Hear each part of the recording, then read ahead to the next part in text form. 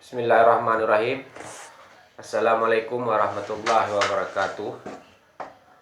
Alhamdulillah raditu billahi rabba bil islami dina bi Muhammadin nabiyya wa rasulah. Rabbi syrah li sadri wa yassir li amri wahlul 'uqdatam min lisani yafqahu qawli. Bertemu kembali dalam channel Filsafat Terakhir. Kali ini kita akan membahas tentang varian identitas intelektual di Aceh yang terbentuk pada abad ke-20.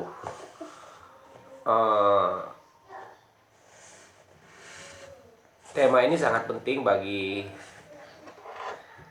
sangat banyak para peneliti untuk memahami varian apa saja sebenarnya yang berkontestasi di Aceh pada abad ke-21, khususnya pasca pembentukan tatanan baru di Aceh pada sejak 2005, yang mana sebenarnya bila dalam satu sisi varian-varian intelektual itu terbagi kepada 3 pembagian, yaitu varian tradisional, yaitu dari kelompok Dayak yang mendominasi masyarakat. Yang kedua adalah varian modernis, yaitu varian-varian intelektual modern dari madrasah. Kemudian varian sekuler, yaitu mereka yang berlatar belakang dan berkecimpung di ranah-ranah umum. Sebenarnya pembentukan intelektual itu telah terjadi pasca selesainya Perang Aceh, ketika Aceh kalah melawan Belanda, yang ditandai dengan tewasnya Raja Aceh waktu itu, yang konon katanya karena diracun. Tetapi kan yang namanya tewasnya raja itu kan menandakan sebuah pertandingan telah usai. Setelah itu Hindia Belanda diperlebar hingga ke Aceh.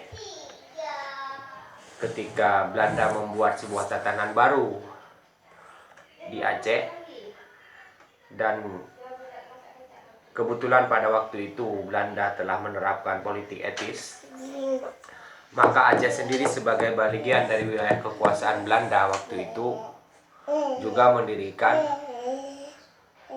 menerapkan politik etis. Salah satunya itu tentu di bidang pendidikan. Di bidang pendidikan ini Belanda tentunya membuka peluang kepada Aceh untuk mendapatkan pendidikannya, baik itu sekolah sekuler atau sekolah umum yang didirikan oleh Belanda sendiri. Sejak 1907 sudah berdiri di Ulele, Banda Aceh. Perlahan-lahan diperbanyak sekolah-sekolah Belanda itu dari tingkat paling rendah, sampai pada pada 1920 itu sudah berdiri sekolah mulu. Sayangnya sekolah-sekolah Belanda itu waktu itu diperuntukkan kepada para bangsawan, sehingga masyarakat umum tidak dapat mengenyam pendidikan dengan baik di sekolah umum.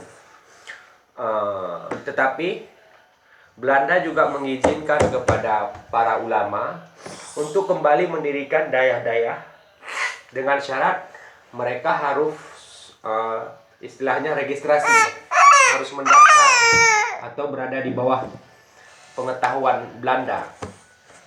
Sebagian ulama menerima tawaran tersebut, namun sebagian ulama tidak setuju. Ulama yang tidak setuju mengatakan, untuk apa kita mendirikan dayah sementara itu di bawah kontrol Belanda. Sebagian ulama berpikir apabila dayah tidak didirikan kembali, maka masyarakat akan kehilangan identitasnya, yang mana sebenarnya identitas orang Aceh itu telah benar-benar dipengaruhi oleh nilai-nilai Islam.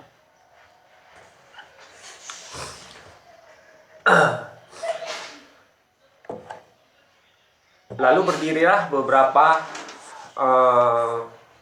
daya di Aceh, sangat banyak. Susah saya sebutkan satu persatu.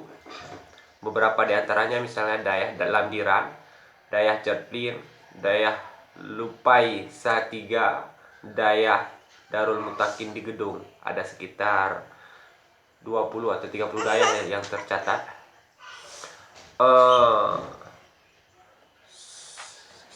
Daya inilah yang menjadi pembentuk identitas tradisional pembelajaran keagamaan.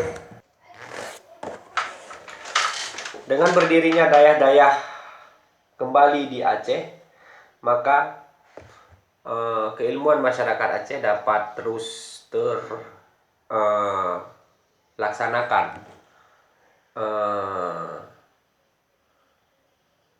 Setelah itu, beberapa ulama melihat daya-daya ini menerapkan sistem yang mereka rasa tidak mampu menandingi sekolah-sekolah yang didirikan oleh Belanda, karena Belanda memiliki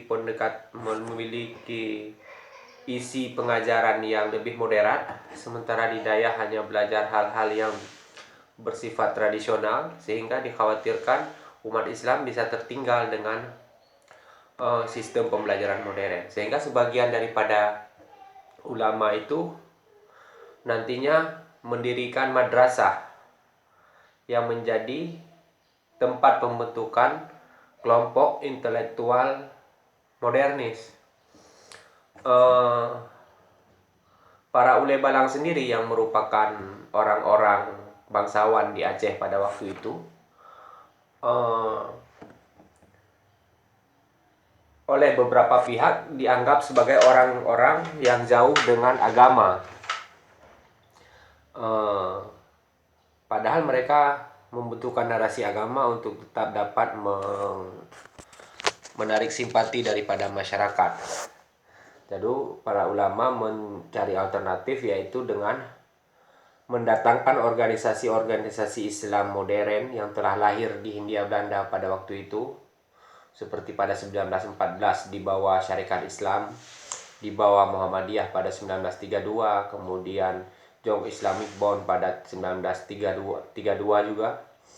Nah, organisasi-organisasi modern ini dibawa oleh Balang ke Aceh untuk menjawab kecurigaan bahwasanya mereka dianggap untuk menunjukkan bahwasanya Ule Balang itu tidak jauh dengan Islam.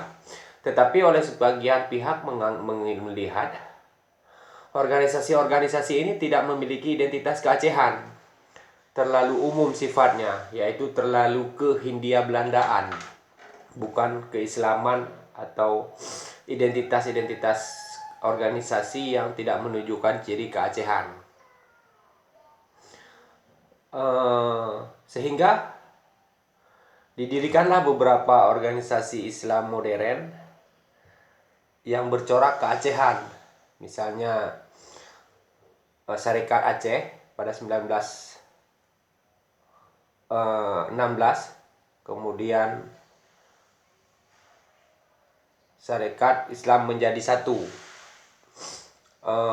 Ini sebenarnya sudah didirikan sejak sebelum beberapa organisasi modern dibawa ke Aceh, tetapi tetap saja tidak dapat menunjukkan identitas keacehan sebagaimana dituntut oleh sebagian masyarakat. Sebenarnya tuntutan ini ingin mengkritik daripada para bangsawan Ule Balang sendiri, yang mana mereka terlalu mendapatkan keuntungan dari keberadaan Hindia Belanda. Tentunya ini adalah Ule Balang yang mampu bernegosiasi dengan Hindia Belanda.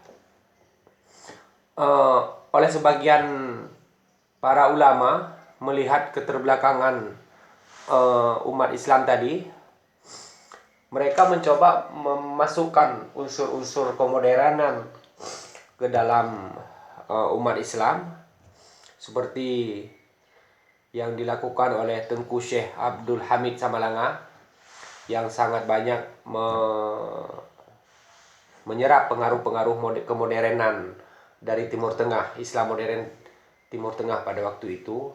Ada juga Daud Bereh yang coba untuk menawarkan kemodernan, dan juga Tengku Abdurrahman di baik Abdurrahman Menasah Mencap maupun Tengku Abdurrahman di Selimung.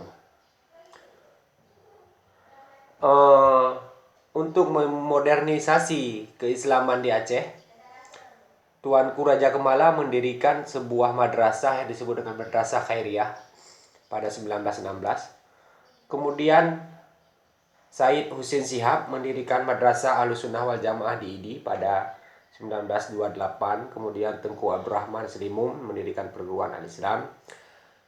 Lalu Tengku Abdurrahman Menasah Mencap mendirikan Jamaah Al-Muslim di Batang Lumpang 2. Madrasah-madrasah didirikan dengan tujuan untuk dapat menyaingi sekolah-sekolah yang didirikan oleh Belanda, supaya umat Islam dan masyarakat umum dapat merasakan keilmuan modern, sekaligus dapat tetap mengenyam pendidikan keagamaan. Jadinya adalah pendidikan keagamaan itu dipelajari dengan pendekatan sistem pembelajaran keilmuan umum, yang mana itu sangat mereduksi pembelajaran keagamaan sendiri sebenarnya, karena sistem pembelajaran keagamaan tradisional di Dayak itu diajari dengan sangat sistematis, sangat rigid, sangat tartil kepada ulama yang muktabar, secara perlahan mensenyawakan antara pengetahuan dan pengamalan.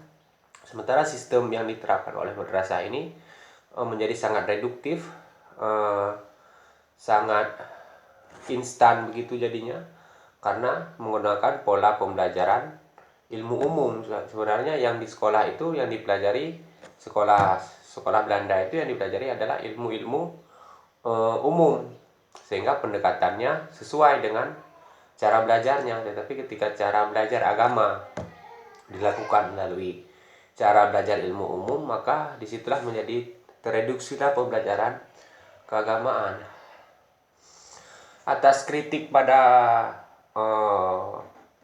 modernis tadi seperti Daud Bereh, Tengku Abdurrahman Menasah Mencap, dan beberapa ulama moderat lainnya, dengan landasan tidak setuju terhadap organisasi-organisasi modern.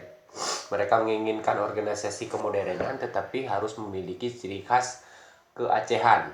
Yang sudah ada itu dianggap tidak memiliki unsur keacehan, seperti organisasi modern yang telah ada seperti Syarikat Islam dan Muhammadiyah dianggap tidak memiliki nuansa keacehan, sehingga mereka berinisiasi untuk mendirikan sebuah organisasi modern baru.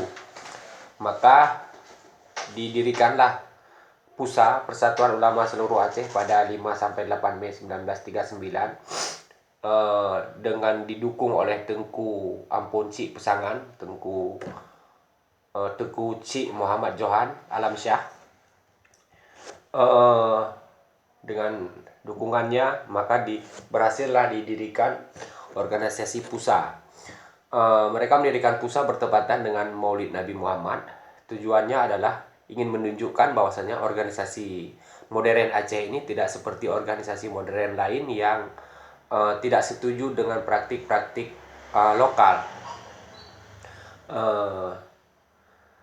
Ingin menunjukkan bahwasanya organisasi modern Aceh ini meskipun bersifat moderat tetapi masih mengapresiasi budaya lokal ini yang ingin dikesankan. Oleh ulama modernis tadi menjadi salah satu tampaklah perbedaan mereka dengan ulama tradisional. Di dalam pandangan misalnya ulama modern seperti Daud Bereh dan Abu Hasan Kurungkali sebagai ulama tradisional. Abu Daud Bereh sangat menginginkan Indonesia itu Aceh bergabung dengan Indonesia pada masa revolusi itu. Sementara Abu Hasan Kurungkali menyarankan kepada Abu Daud Bereh agar mempertimbangkan kembali keinginannya itu. Karena kadang-kadang kalau kita lihat keinginan daripada Abu Daud Bure'eh bersama pusanya itu, kelompok-kelompok moderat, Muslim moderat itu, awalnya mereka berharap dapat memiliki apresiasi yang baik di Hindia Belanda, tetapi mereka gagal mendapatkan apresiasi tersebut karena memang Hindia Belanda terlalu mengapresiasi orang-orang bangsawan oleh Balang, karena mereka memang diberikan pendidikan, skill untuk manajemen pemerintahan, administrasi, ekonomi dan sebagainya melalui sekolah tadi, sekolah Belanda. Sehingga orang-orang moderat ini dianggap tidak memiliki kemampuan sebagaimana skill yang dimiliki oleh para bangsawan, sehingga mereka tidak terlalu diapresiasi. Nah, ketika pasukan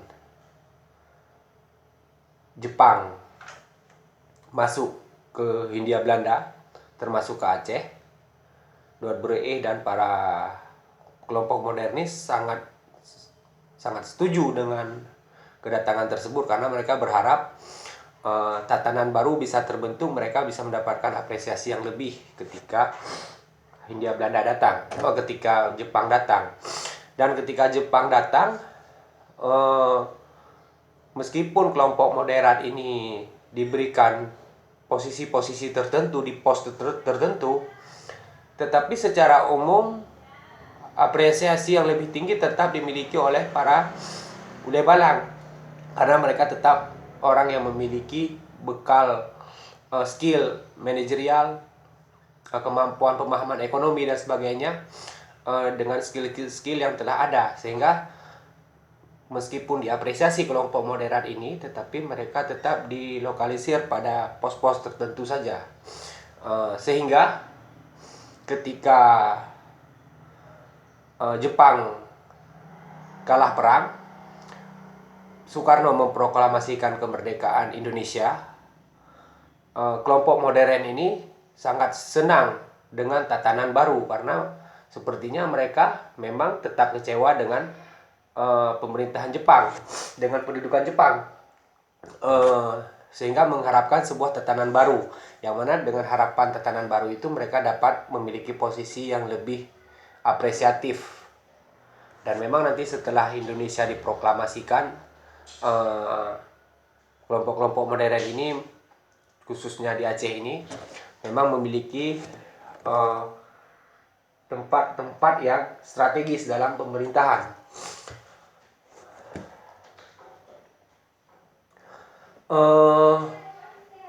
Perbedaan lagi antara kelompok modernis dengan kelompok tradisional dapat kita lihat dari pandangan pola yang dimiliki oleh Abuya Syekh Mudawali sebagai representasi tradisional dan Ali Hasmi sebagai representasi moderat, yang mana Ali Hasmi juga bagian daripada PUSA. Abuya Syekh Mudawali dalam pandangannya membentuk keagamaan masyarakat, yaitu dengan membentuk sebuah komunitas masyarakat Islami yang membentuk masyarakat secara individu, secara sistematis, secara perlahan, membarengi antara pengamalan dan keilmuan secara perlahan, secara sistematis, secara rigid, secara tartil, sehingga membentuk sebuah komunitas keagamaan yang solid, yang fokus kepada keagamaan tanpa meninggalkan kebutuhan-kebutuhan yang bersifat temporer. Itulah yang disebut dengan Darussalam yang didirikan di Aceh Selatan. Kemudian Ali Hasmi juga menginisiasi lahirnya sebuah Darussalam juga, yang mana Darussalam ini nantinya selain menjadi tempat sekolah umum yaitu Unsiah, juga ada sekolah modernis, perguruan tinggi modern, yang mana perguruan tinggi modern inilah yang nantinya menjadi pelanjut pemikir-pemikir yang moderat, kelompok-kelompok Islamis modernis yang nantinya sangat berperan terhadap lahirnya formalisasi syariat Islam.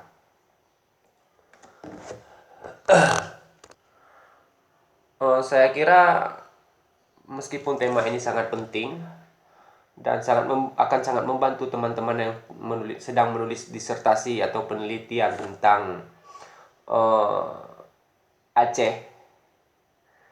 Tapi ini saya kira masih beberapa hal lagi yang perlu kita diskusikan, sehingga saya kira perlu kita lanjutkan di video yang selanjutnya. Untuk kali ini saya kira demikian dulu. Billahi taufiq wal hidayah. Assalamualaikum warahmatullahi wabarakatuh.